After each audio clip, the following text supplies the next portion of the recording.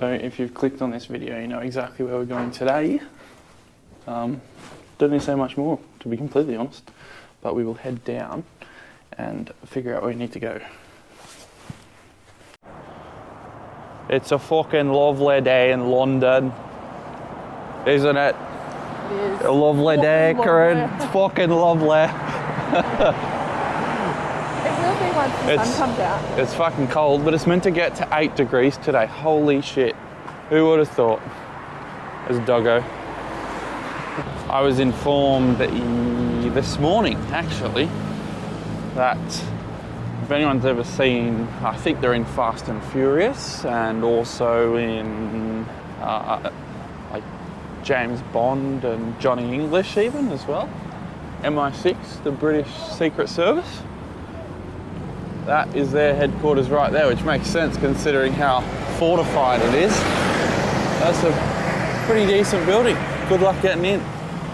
It's just on 7 AM on Monday and that nightclub is still popping off from last night. No way I could last that long. Fucking hell. There you go, more Interpol.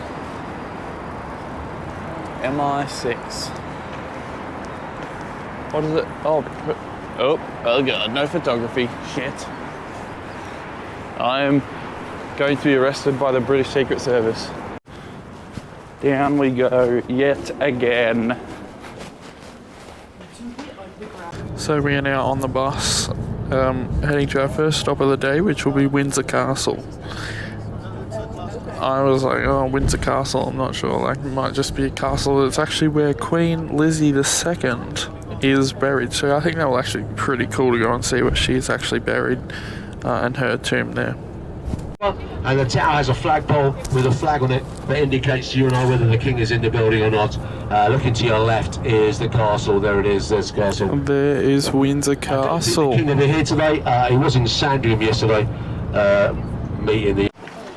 Must have been freezing overnight. There's ice on the ground. Yeah. We are in Windsor Castle.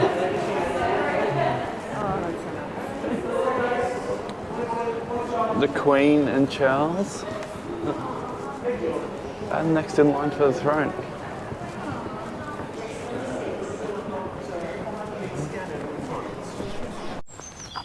We've made it inside the grounds of Windsor Castle. This place is massive. Old mate tour guide was saying there's over 1,000 rooms in this castle. It's crowns though.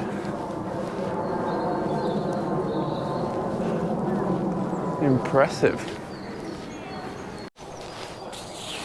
Wow. It says that this was a moat, so I'm assuming that back in the day there was a moat here. Down here is a chapel, which is where the Queen's final resting place is. I'm not sure how much we'll be able to film because you're not allowed to film inside the buildings here unless the staff members tell you you can, which is unlikely. That flagpole at the top of that tower up there, if there's a flag up, it means that the king is in the castle, which he is not today. Chapel this way, this is the chapel here, and inside the chapel is the final resting place for Queen Elizabeth II, Prince Philip, the Queen's mother, the Queen's father, and the ashes of the Queen's sister as well. So here is the chapel. We've got to wait for it to open at 10 o'clock and then we'll go in. But yeah, no filming, no photographs for the Queen's final resting place, unfortunately. And I don't want to piss off the King either. Just finished up in St George's Chapel. We saw Queen Elizabeth II's resting place, and the first, and Prince Philip as well. And it's quite, I don't know, I don't really care much about the monarchy or anything like that, but Queen Elizabeth II is someone who you know, I've grown up with my whole life, knowing her as the Queen. So to come and see where she's actually buried is pretty impressive. Imagine building this back in the day. It looks awesome. Surely this is a massive wall. How far down do you reckon it goes? Oh, a fair way. There you go, perched up on top of the hill. So if you're skilled enough to get up this wall, which is a good 5 meters, you then got to get up the next one as well, which is another good 5 meters, and surely there's people up there like shooting at you as well. Please keep off the grass. Boom, cannon. 5-ply. This looks like a more modern side of the house. I reckon there's something over here again. Oh, there's a little parkland down there. So yeah, we're not allowed to film anywhere inside, unfortunately. That's no, that's not. It's too small to be the Thames.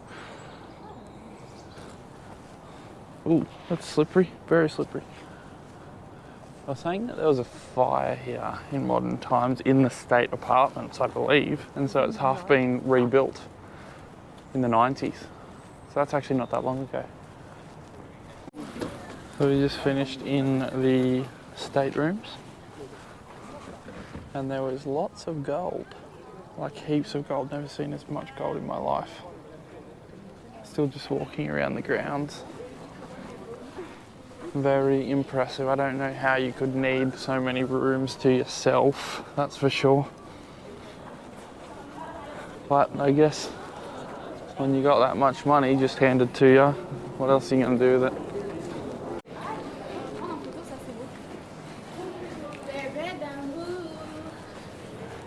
What's going on here?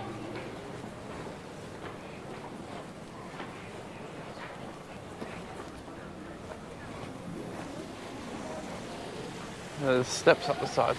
This is a impressive moat. Imagine going to the top. That'd be cool. By the time we get It just in, goes on forever. It's crazy. like it's 10:30 already.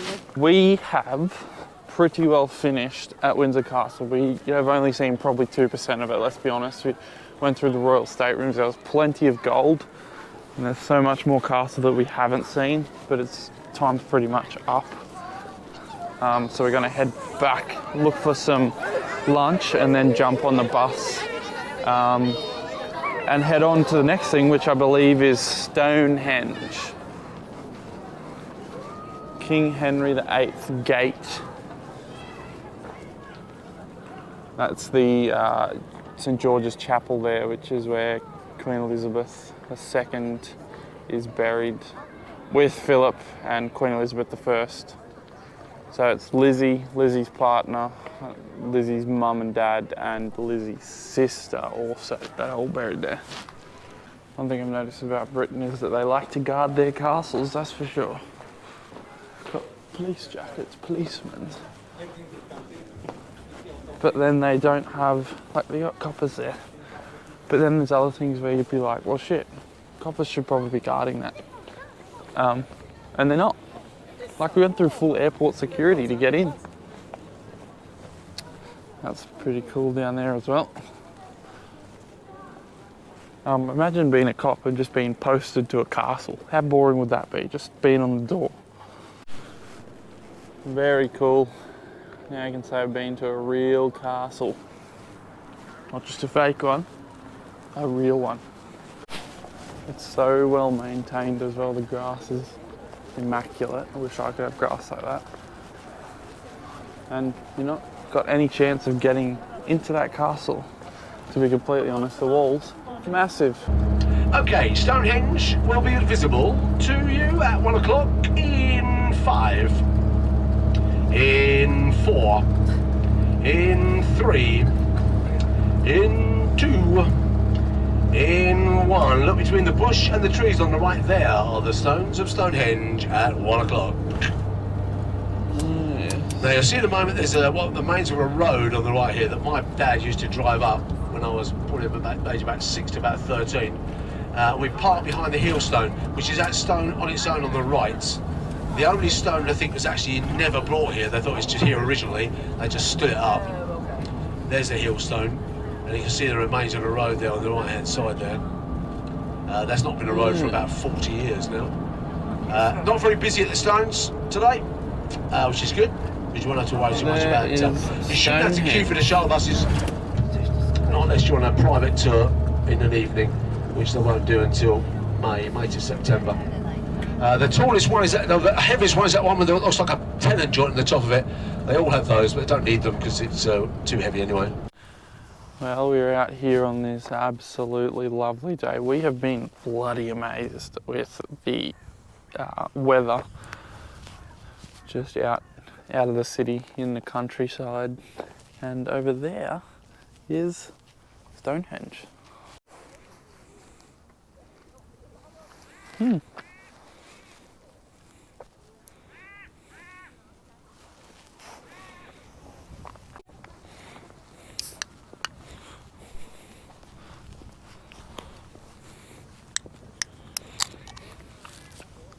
Crack a can of lemonade.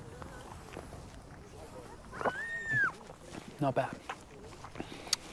Welcome to the World Heritage listed Stonehenge. It's a lot smaller than you think, but still pretty impressive. What are your thoughts? I actually thought it'd be bigger, if I'm honest. Like, they are big. You reckon you can push those stones up? No. It is pretty cool. It's quite impressive that people could do that by hand back in the day. They're not sure why, how, or when they've put them there, but it's all speculation.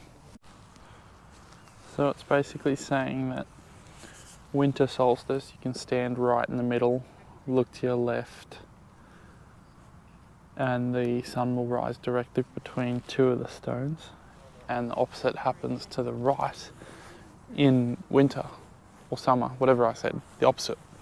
So they're aligned with the sun for the solstices, which is pretty cool. Apparently it's also a military training ground, so there could be helicopters flying over. There are some military helicopters up, and it's a big plane over there, way out there.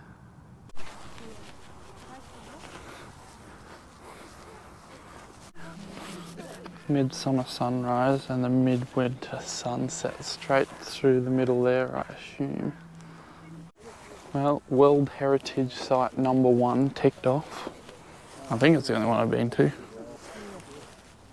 Pretty sure I would know if I have been to any others. This guy's protecting this paddock with his life. It's crazy because it's literally in the middle of nowhere, and you actually have to get a shuttle from the visitor centre, which is a good 2 k's that way. Some people walk it, which is a long way to walk. So we are currently back at the visitors centre. I'm going to sort of come and have a look. There's these huts over here that I thought I might have a look at, but also over here, which also looks pretty cool, is this little diagram of how the stones might have been moved on the log rollers. It's about the same size as the stones as well. So that's a pretty cool analogy of how they may have moved the stones to where they are. And I'm not sure what these huts are about. Not 100% sure.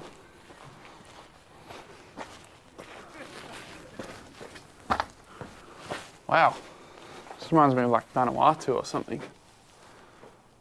They're pretty cool. Time to jump back on the bus and head to Bath. You will definitely see see Ukrainian the flag. Ukrainian flag. There it is. Any soldiers in the camp now? It's pretty deserted from soldiers. Okay, ladies and gentlemen, it's 2:15. You've done an excellent job to get this tour moving. We should be in Bath within the hour. Now I'm going to leave you in peace now for about 15 to 20 minutes as I make our way to the city. However, on the Prisoner of way, war camp. do look out for some brown signs for a Apparently, place called Longleat. Now, Longleat they've been Safari training Park Ukrainian was, soldiers there in recently. 1966, the first At that ever prisoner of war camp drive-through we just safari went past. park to be situated outside of Africa. The line. We have now got off the bus at Bath. It's Bath. Pretty nice city. Everything seems to be like yellowy sandstone type things. Very nice area. That is the Bath Abbey. Apparently some guy didn't like Westminster Abbey, so built his own abbey. Wow, that is a cool ceiling. The detail in these buildings is ridiculous. Yeah. I'll be honest, I got no clue what the baths are about. I think that they heal you or something. There it is.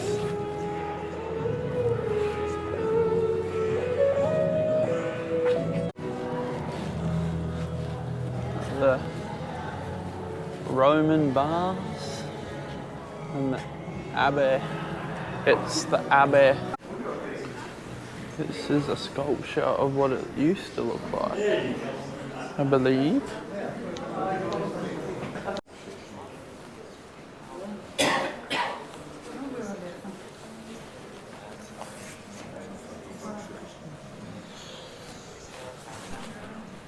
This space was in the open air, That a would large be cool. paved courtyard with the temple of Sulis Minerva at its far end. Consider the time. It does look like Across the YHA courtyard, Sydney. you would have passed through an opening in the high stone wall which once stood at its eastern end. It would have been... Right, so this is the water from the overflow of the Roman baths. So it overflows and then gets put in a back to the river. That's crazy, it's so hot.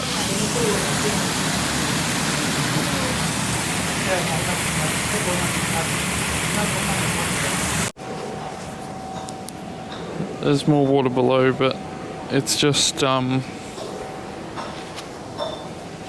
fogging up because it's so hot. And here we have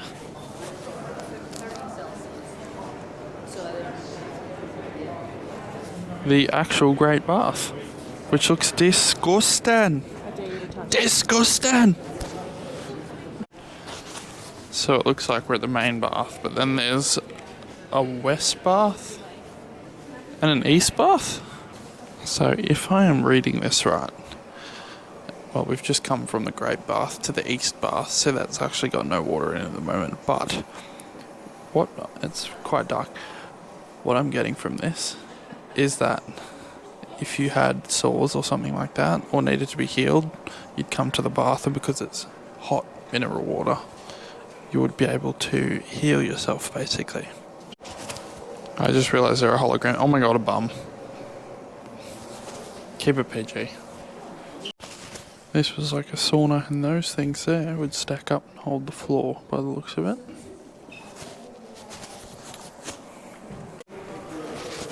So the water's about 50 degrees and quite metallic, apparently, in taste. I'm definitely not tasting it, that's for sure. Story time with Blakey boy.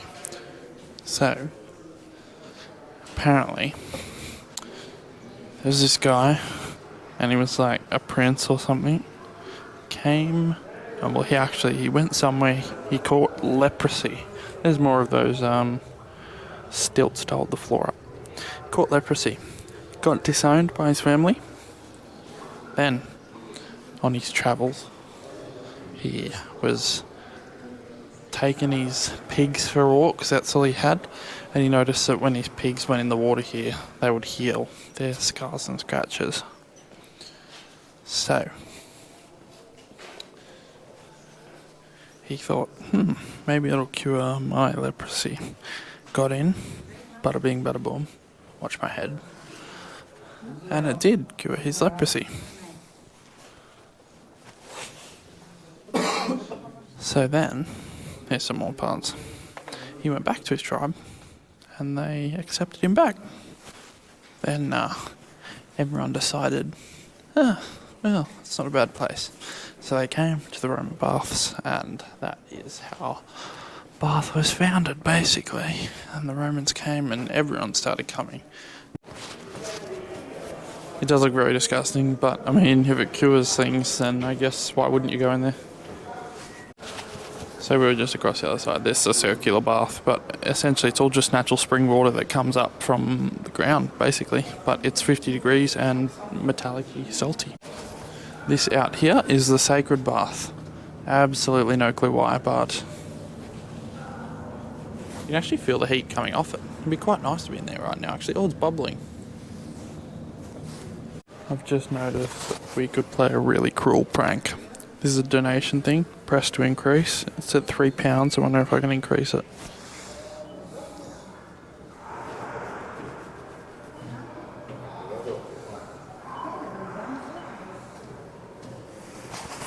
Ah, shit. I was gonna leave it on 20 for the next person to pay £20. This is another bath.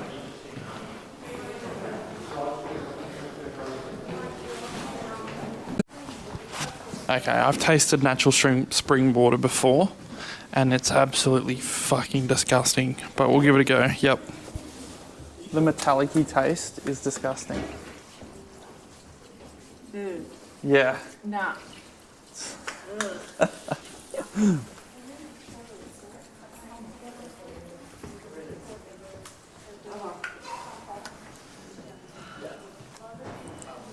Yes. Ugh. You may as well lick a copper pipe. The Roman bath shop. Nah, it's just like every other gift shop. This city feels like a complete different country, to be honest. It's all very Roman. See, look how cool it looks down there. The pump room. I cannot remember exactly what the pump room entrance in the Abbey churchyard. I cannot remember what the pump room was, but I said check it out, so. This architecture is all absolutely amazing, except for people with trypophobia, which I have. This is making me so uncomfortable right now. It is disgusting. Ugh. If you know what I'm on about, you know what I'm on about. Oh, it does smell good. Oh.